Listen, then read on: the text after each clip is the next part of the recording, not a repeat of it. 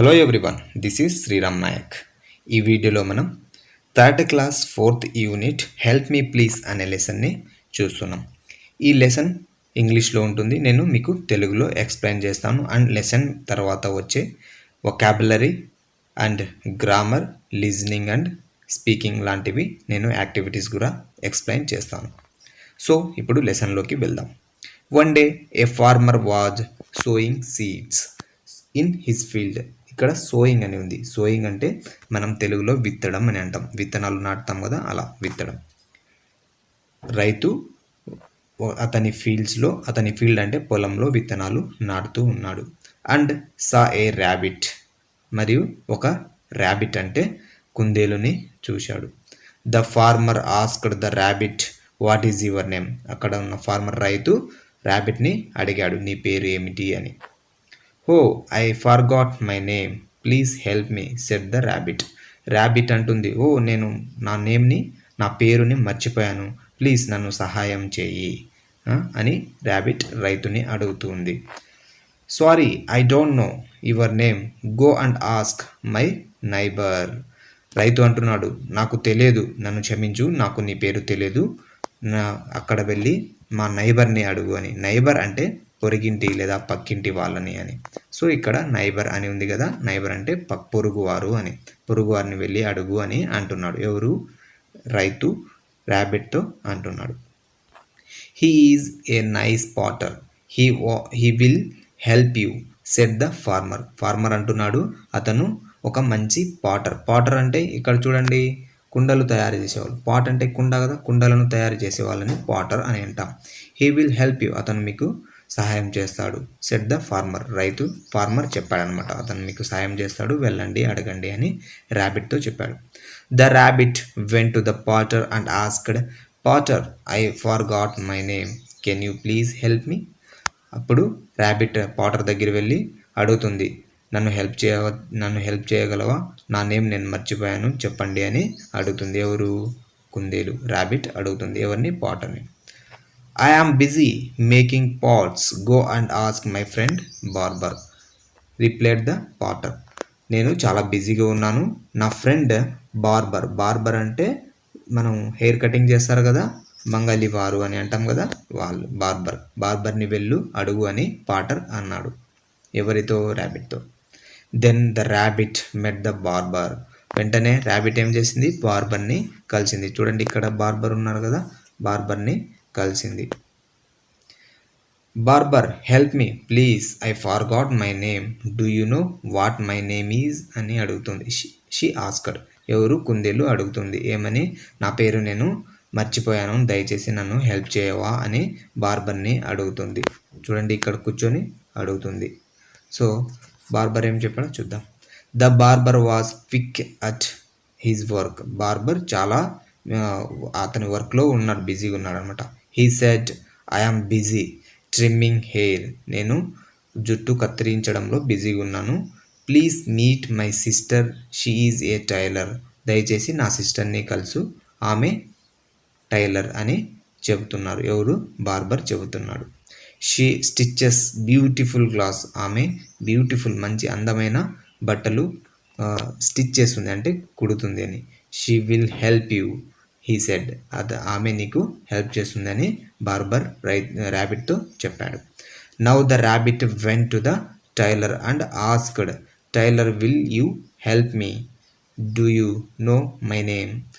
వెంటనే ఏం చేసింది ర్యాబిట్? టైలర్ దగ్గర వెళ్ళి, టైలర్ నువ్వు నన్ను సహాయం చేస్తావా, నా పేరు ఏమిటా అని చెప్తావా అని, నా పేరు నీకు తెలుసా అని అడుగుతుంది. ఎవరు? Rabbit. The tailor was busy stitching cloth. Tailor cloth stitching చేయడంలో, క్లాత్ని కుట్టడంలో బిజీగా ఉంది. ఎవరు? టైలర్. సో చెప్తుంది. షీ షెడ్, ఆమె చెప్తుంది, I'm very busy, go and ask the man sitting under the tree, he is a cobbler, he will help you. చూడండి ఇక్కడ కాబ్లర్ అని ఉంది. కాబ్లర్ అంటే చెప్పులు కుట్టేవారని కాబ్లర్ అని అంటాము. నేను చాలా బిజీగా ఉన్నాను, అక్కడ చెట్టు కింద కూర్చొని ఉన్న కాబ్లర్ని మీట్ అవ్వు, అతను నీకు హెల్ప్ చేస్తాడు అని అనింది. ఎవరు? టైలర్ అనింది. The rabbit went to the cobbler, he was mending shoes. Mending అంటే కుట్టడం, షూస్ని కుడతారు కదా, దాన్ని మెండింగ్ అని అంటాం. సో ర్యాబిట్ కాబ్లర్ దగ్గర వెళ్ళింది. అక్కడ కాబ్లర్ షూస్ని కుడుతూ ఉన్నాడు. Cobbler please help me, can you tell me what my name is? Rabbit asked. Rabbit అడుగుతుంది, కాబ్లర్ నన్ను హెల్ప్ చేస్తావా, నా పేరు ఏమిటో నీకు తెలుసా అని అడుగుతుంది. I am tired, I don't know, go away, he shouted. అతను టైర్డ్ అయిపోయాడు. టైర్డ్ అంటే చాలా అలసిపోయాడు. నేను అలసిపోయాను, నాకు తెలియదు, ఇక్కడ నుంచి వెళ్ళు అని గట్టిగా అరిచేశాడు. ఎవరు? Cobbler. The rabbit then saw a fisherman. Rabbit ఏం చూసింది? ఫిషర్ మ్యాన్ని చూసింది. ఫిషర్ మ్యాన్ ఇక్కడ చూడండి.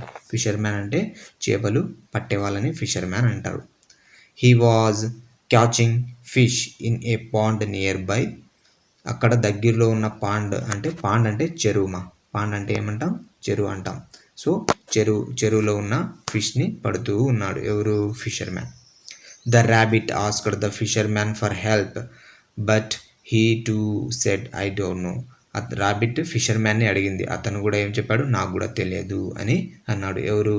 Fissure man. The rabbit was sad and didn't know what to do. There was a school near by. Rabbit చాలా బాధగా ఉంది, ఏం చేయాలో అర్థం అవ్వట్లేదు. సో అక్కడ దగ్గరలో ఉన్న ఒక స్కూల్ని చూసింది. అక్కడ ఉంది.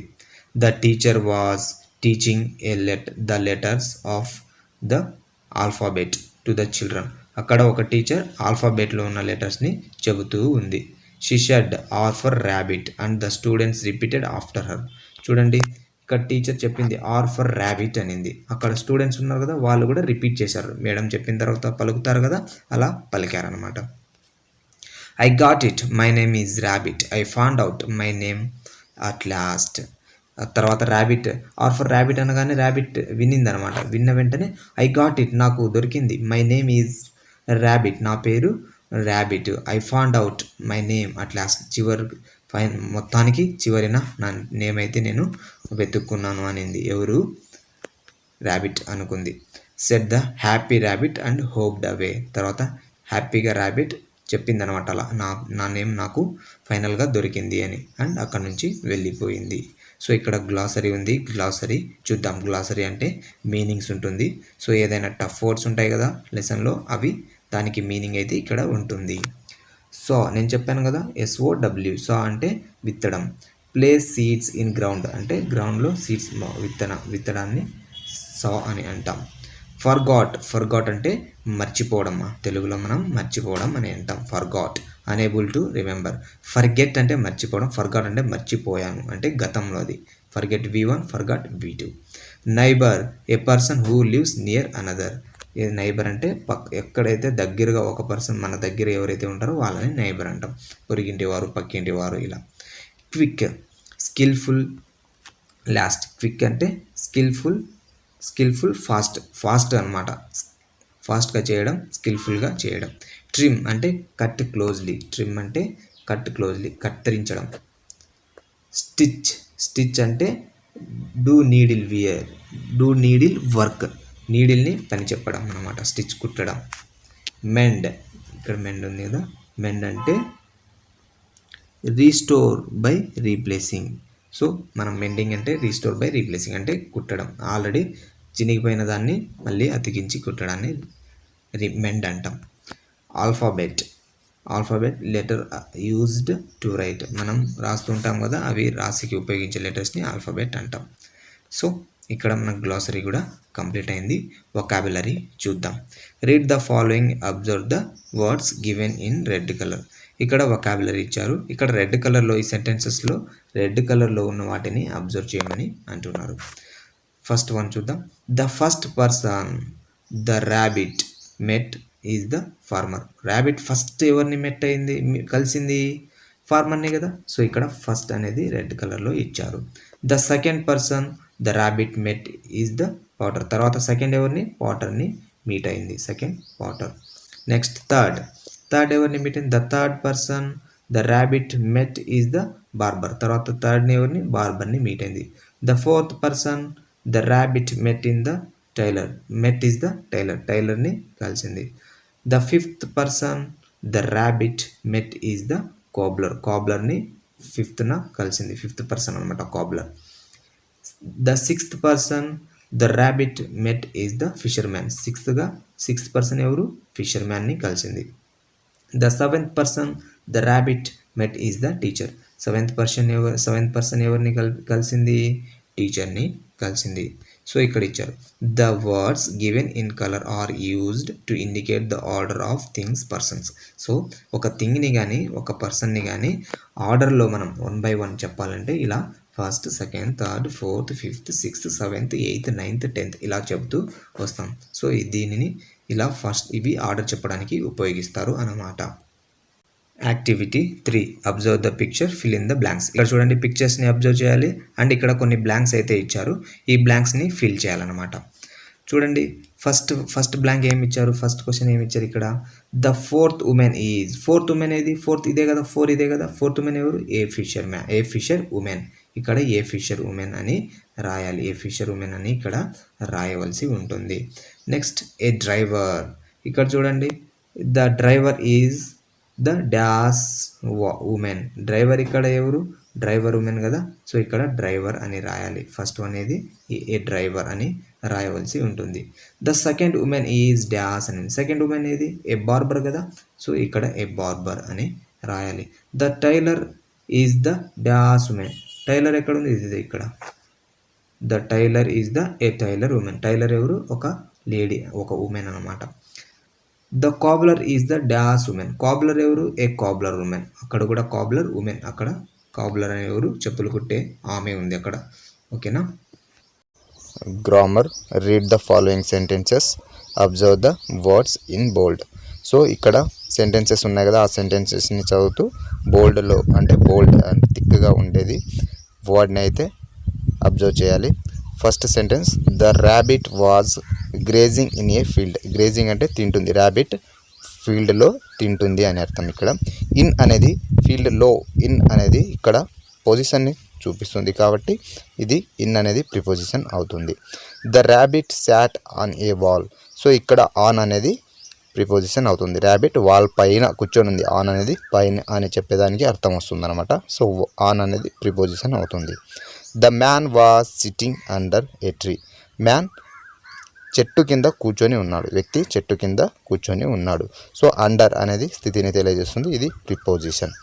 The first sentence tell as the place where the rabbit was grazing. అంటే ఫస్ట్ సెంటెన్స్ ర్యాబిట్ ఎక్కడైతే తింటుందో ఆ ప్లేస్ని the second sentence tells the place where the rabbit was sitting.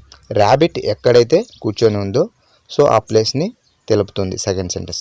The third sentence says wear the man was sitting. Third sentence కూడా man ఎక్కడైతే కూర్చున్నాడో అక్కడ తెలియజేస్తుంది. The words given in bold denote the position of the subject. In the absence of these words, the sentences will not be meaningful. They are called prepositions. So ఇక్కడ ఈ words అనేది లేకుండా ఉంటే ఆ సెంటెన్సెస్ అనేది మీనింగ్ఫుల్గా ఉండదు. సో ఇలాంటి వర్డ్స్ని మనం ఏమంటాం? ప్రిపోజిషన్స్ అంటాం. Study some more examples. ఇక్కడ కొన్ని ఎగ్జాంపుల్స్ వచ్చారు, అవి చూద్దాం.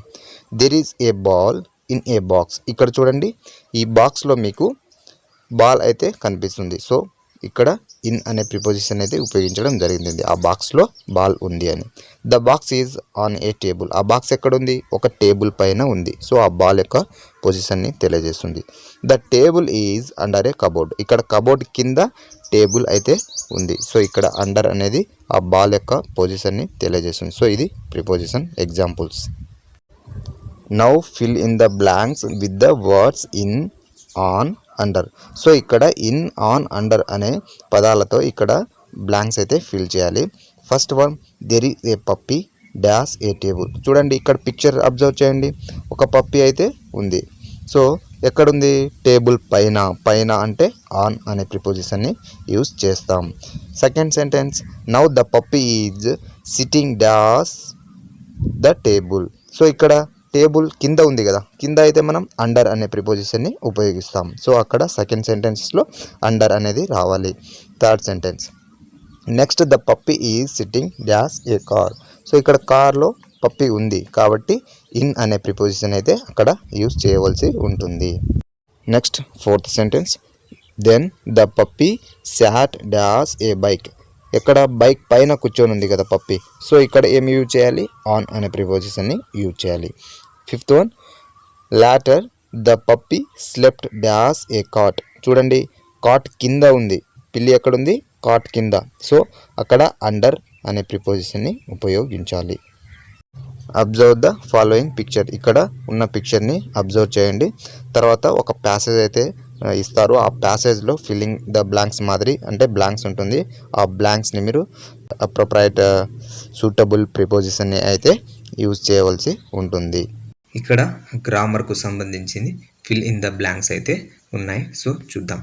There were 2 big trees dash a forest. Dash అంటే ఇక్కడ ప్రిపోజిషన్ ఇన్ అనేది ఉపయోగించాలి. ఎందుకంటే there were 2 big trees in a forest. So ఫారెస్ట్లో 2 పెద్ద చెట్లు ఉన్నాయి అని ఇక్కడ అర్థం.